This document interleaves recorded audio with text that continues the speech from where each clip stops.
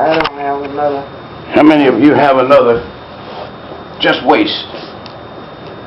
Yeah. Thank you. I don't have one to waste. Don't have one.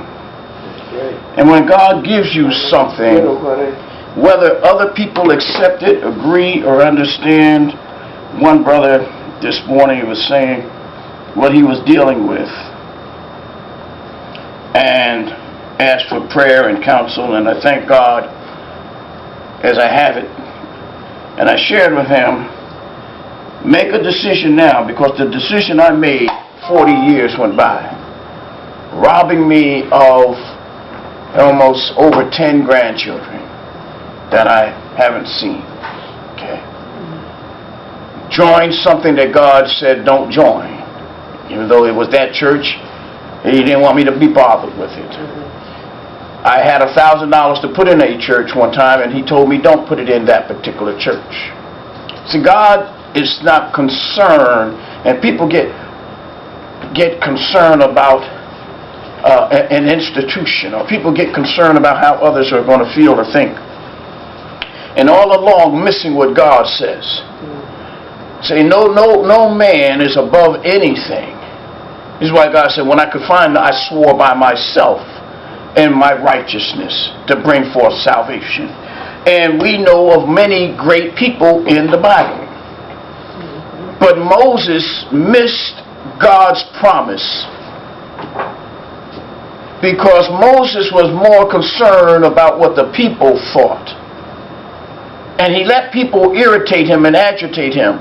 Now, he's one of the great pillars.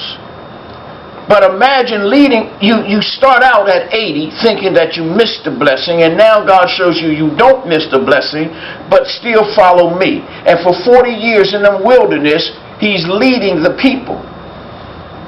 Yet it comes at a time crucial in his life when he and God talked, that God commanded him to just talk to the rock, speak to the rock, and it will give you its water. Instead, Moses reverts back to hitting the rock and fussing with the people. And God immediately said, because you did not hallow me, reverence me, believe me, honor me, you can't make it in. He said, without faith it's impossible to please God. Them that believe, Jesus is saying, which is what we'll go to. And the reason Mary was blessed was when she went to Elizabeth's house, and Elizabeth said to her, the reason you're going to be blessed, Mary, to have what God has promised you and showed you, is because you believed Him. Without faith, it's impossible to please God.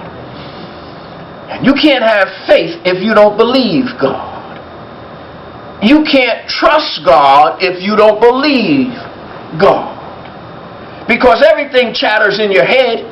What we see, the Red Sea was there. That's what I see. But do I believe God? Do I trust God to make a way when it don't look like there's a way?